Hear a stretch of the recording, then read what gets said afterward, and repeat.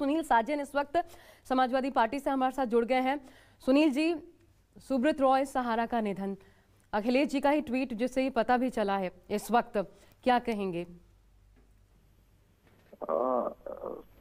सहारा श्री सुब्रत राय जी का निधन स्वाभाविक है कि हम सब के लिए दुखद है और हजारों परिवारों के लिए ज्यादा दुखद होगा जिस व्यक्ति ने गोरखपुर से खुद के रोजगार का इंतजाम करते करते इस देश में कितने लोगों को रोजगार दे दिया, कितना बड़ा एम्पायर खड़ा किया।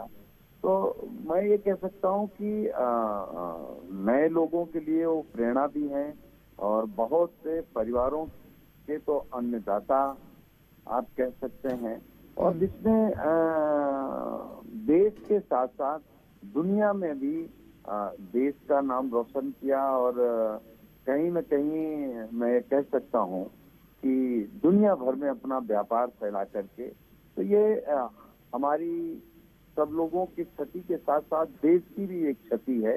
उनका योगदान अलग अलग क्षेत्रों में भी रहा, मीडिया जगत में भी रहा, तो उनके योगदान तो देश के निर्माण में उनका योगदान महत्वपूर्ण था। बिल्कुल सही आपने कहा, मीडिया में भी, क्योंकि नेशनल चैनल खड़ा करने से लेकर के तमाम रीजनल चैनल्स जो है वो भी उन्होंने साकार किए, एक बड़े स्तर पर आज भी वो काम कर रहे हैं। लेकिन सुनील सिंह जी, क्योंकि कल पार्थिव शरीर जो हमें जानकारी मिल रही है लखनऊ लाया जाएगा, समाजवादी पार्टी की तरफ से क्या कुछ तैयारियां हमें देखने को मिल सकती है वहां पर रिसीव करने के लिए, परिवार तक पहुंचाए जाने के लिए? अखिलेश यादव उन्होंने भी श्रद्धांजलि अर्पित की है, ऐसी तैयारियों के बारे में आप कुछ बता पाएं? देखिए, अभी तो क्योंकि अभी ही जानकारी हुई है कि वो हमारे बीच नहीं रहे, और अभी तैयारियां क्या हैं अभी तो जल्दबाजी होगी कहने।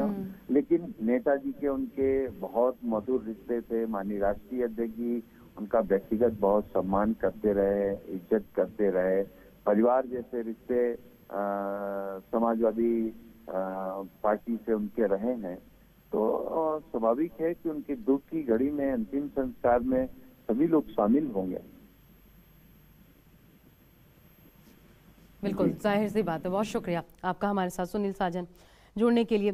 संजीव, अभी जो हम जिक्र भी कर रहे थे कि एक चीज शायद जो एक और अध्याय बहुत अच्छे से जुड़ना चाहिए था सहारा श्री के साथ, आयु अगर और लंबी होती, ईश्वर को और मंजूर होता, क्योंकि 78 के दौर से लेकर के लगातार हमने देखा किस तरीके से वो स्कूटर पर एक अपने दोस्त के साथ मिलकर के उन्होंने बिस्किट बेचना, नमकीन बेचना, इन कामों से शुरुआत की। वो जो फर्श से अर्श कहते हैं ना, फर्श से अर्श तक का एक जो सफर होता है वो कैसे तय किया, उसके बाद एक इतना बड़ा एम्पायर खड़ा कर लिया, पूरे देश में सहारा इंडिया परिवार बना दिया।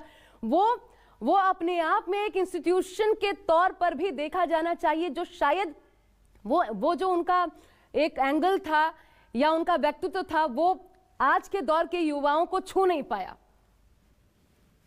यह इस बात को मानना पड़ेगा। देखिए, अमूमन ये होता है कि व्यक्ति जब अपनी यात्रा की शुरुआत करता है तो उसमें जो इंडिविजुअल उसका अपना विकास होता है उस पर ध्यान केंद्रित करता है। लेकिन सुब्रत राय सहारा की जो फिलॉसफी थी उसमें उनकी कोशिश ये होती थी कि समुदाय, टीम को बनाया जाए, तो उसके बाद विकास और ज्यादा बेहतर अपना होता है।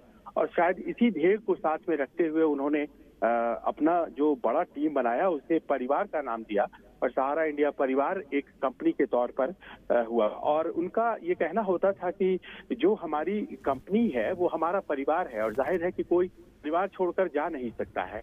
और इसीलिए कई दफे ये बात कही जाती थी कि एक बार सहारा से गए तो दोबारा कोई वापस नहीं जाता था, क्योंकि परिवार में आप छोड़कर वापस नहीं जा सकते हैं। तो उन्होंने फैमिली वैल्यूज को बहुत ज्यादा तरजीह दी थी, और उसके आधार पर ही बिजनेस एम्पायर अपना खड़ा किया था। जो उन्होंने काम किया वो पायनियर वर्क था, शुरुआती काम था, जिसमें कि स्मॉल फाइनेंसेस, क्योंकि बैंक उनके पास उपलब्ध नहीं थे, वो अपने पैसे कहाँ जमा करें और कैसे फिर उस पर ब्याज पाए, ये स्थिति गरीब लोगों के पास ये सुविधा नहीं थी बैंकों की। और उस बात को महसूस करते हुए उन्होंने जो स्मॉल फाइनेंस और क्रेडिट स्कीम चलाई थी वो काफी सफल हुई, और उस कारण से वो सफल होते चले गए। इसी काम के लिए बांग्लादेश में मोहम्मद यूनुस को नोबेल प्राइज भी बाद में मिला, लेकिन भारतीय कानूनों और उसके साथ उनकी जो खींचतान रस्साकशी रही, उस कारण से उनकी कंपनी जहां तक पहुंच सकती थी शायद उसमें बाधा आई और व्यक्तिगत तौर पर वो फंस गए। लेकिन उसके अलावा ये भी कहना पड़ेगा कि उन्होंने न केवल स्मॉल फाइनेंस के क्षेत्र में बल्कि और भी कई क्षेत्र थे, जैसे कि मीडिया में, जैसे कि फिल्मों में, और याद करें खेल में सहारा ने कई सालों तक क्रिकेट को स्पॉन्सर किया और इसके अलावा हॉकी में भी उनका काफी इंटरेस्ट था। इसके अलावा सबसे बड़ी बात यह है कि वो भारत पर्व मनाया करते थे और सबसे ज्यादा भारतीयता को पहचान देना और भारतीयता को सेलिब्रेट करना, ये उनके लिए बहुत ही महत्वपूर्ण था।